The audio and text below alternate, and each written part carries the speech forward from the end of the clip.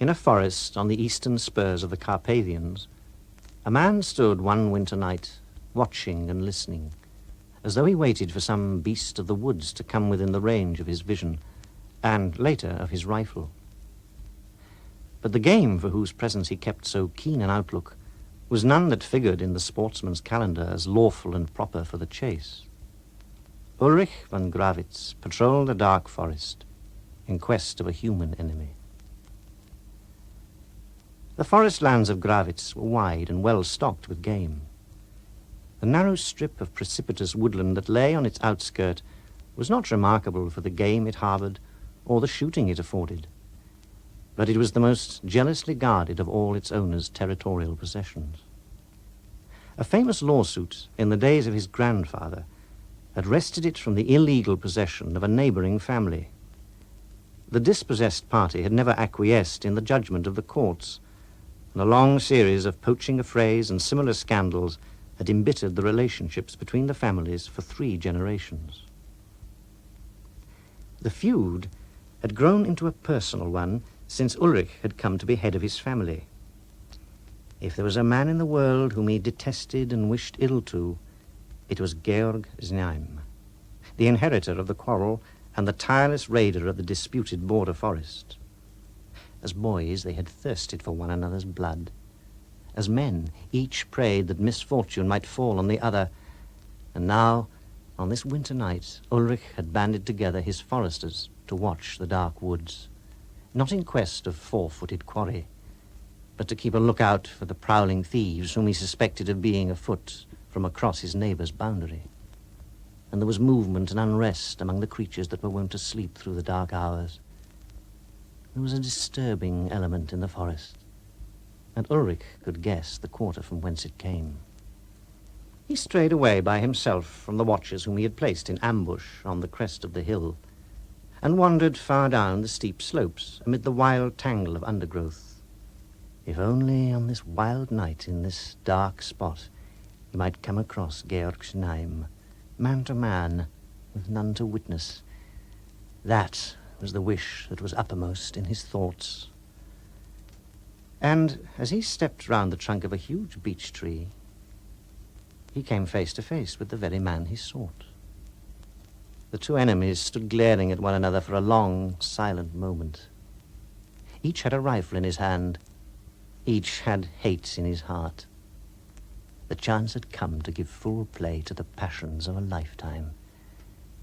But a man who has been brought up under the code of a restraining civilization cannot bring himself to shoot down his neighbor in cold blood and without words spoken. And then, suddenly, before the moment of hesitation had given way to action, a deed of nature's own violence overwhelmed them both. A shriek of the storm had been answered by a splitting crash over their heads, and before they could leap aside, a mass of falling beech tree had thundered down on them. Ulrich von Grawitz found himself stretched on the ground, one arm numb beneath him, while both legs were pinned beneath the fallen mass. His heavy shooting boots had saved his feet from being crushed to pieces. But if his fractures were not as serious as they might have been, it was evident that he could not move till someone came to release him. The descending twigs had slashed the skin of his face, and he had to wink away some drops of blood from his eyelashes before he could take in a general view of the disaster. At his side, so near that under ordinary circumstances he could almost have touched him, lay Georg Znaim, alive and struggling, but obviously as helplessly pinioned down as himself. Relief at being alive and exasperation at his plight brought a mixture of pious thank-offerings and sharp curses to Ulrich's lips. Georg, who was nearly blinded with the blood which trickled across his eyes, stopped his struggling for a moment to listen, and then gave a short laugh. "Ah, so you're not killed, as you ought to be.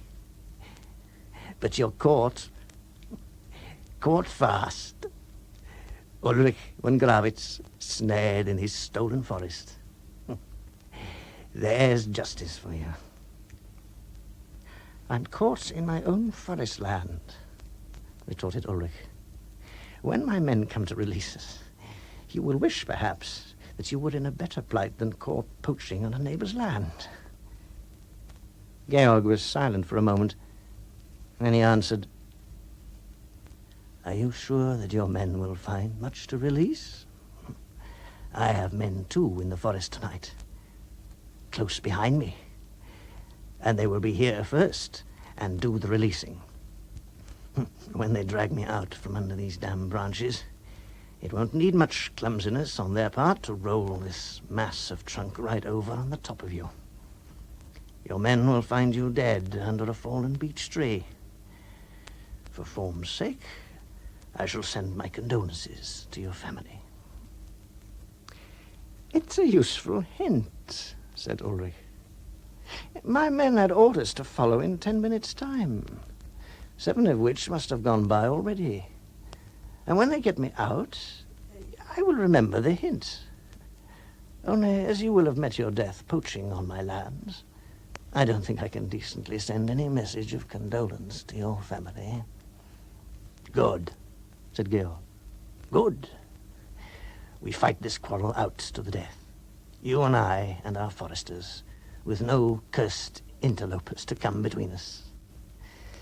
Death and damnation to you, Ulrich von Grawitz.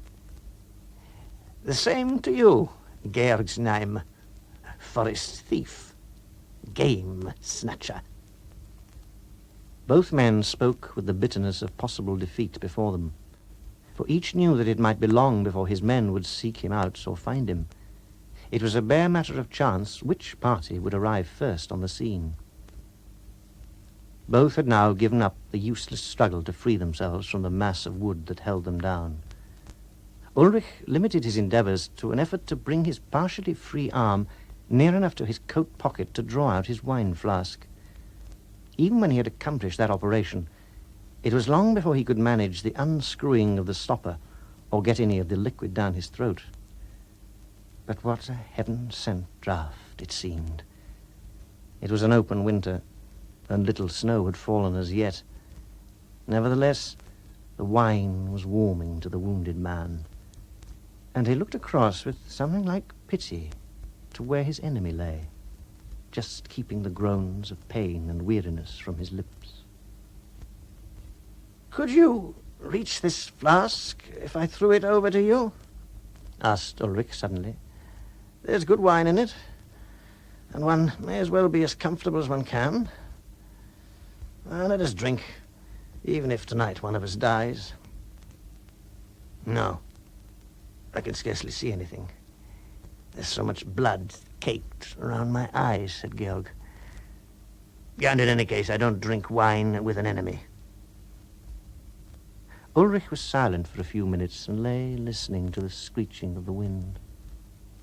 An idea was forming in his brain, an idea that gained strength every time that he looked across at the man who was fighting so grimly against pain and exhaustion.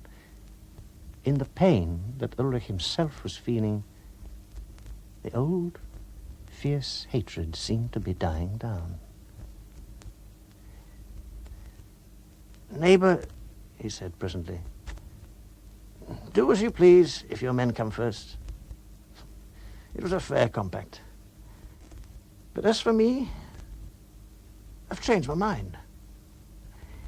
If my men are the first to come, you shall be the first to be helped, as though you were my guest. We've quarreled like devils all our lives over this stupid strip of forest where the trees can't even stand upright in a breath of wind. Lying here tonight, I've come to think we've been rather fools.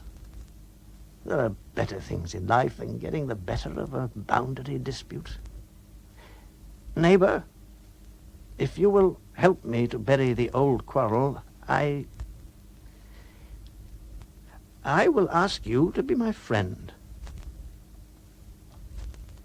Georg Znaim was silent for so long that Ulrich thought he had fainted with the pain of his injuries. Then Georg spoke slowly and jerkily. "How the whole region would stare and gabble if we rode into the market square together. No one living can remember seeing a Znaim and a von Gravitz talking to one another in friendship. Oh, and what peace there would be among the forest folk if we ended our feud tonight. And if we chose to make peace among our people, there is none other to interfere. No interlopers from outside. You would come and keep the Sylvester night beneath my roof, and I would come and feast on some high day at your castle. I would never fire a shot on your land, save when you invited me as a guest. And you should come and shoot with me down in the marshes where the wildfowl are. I never thought to have wanted to do other than hate you all my life. But I think I've changed my mind about things, too, over this last half hour. And you offered me your wine flask.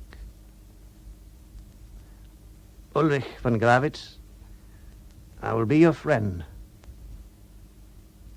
For a space, both men were silent, turning over in their minds the changes that this reconciliation would bring about. In the cold forest, they lay and waited for the help that would now bring release and succor to both parties.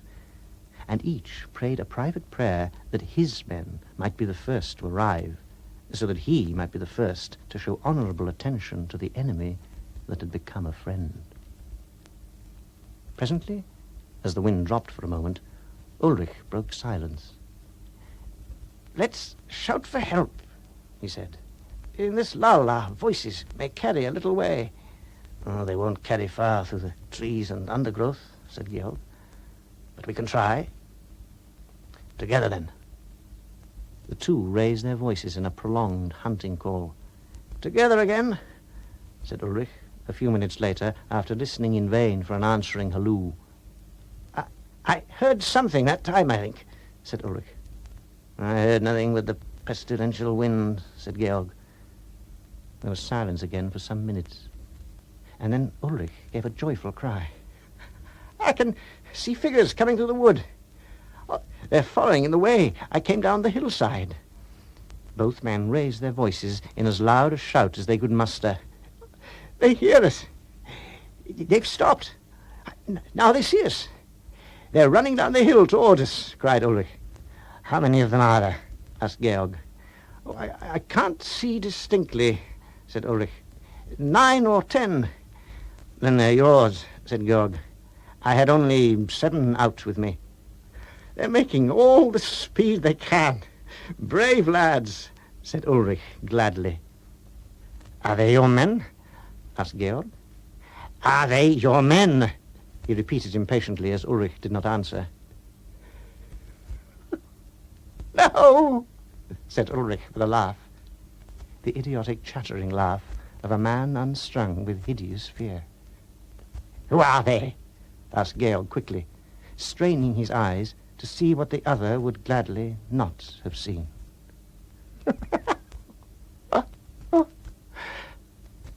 "Wolves,"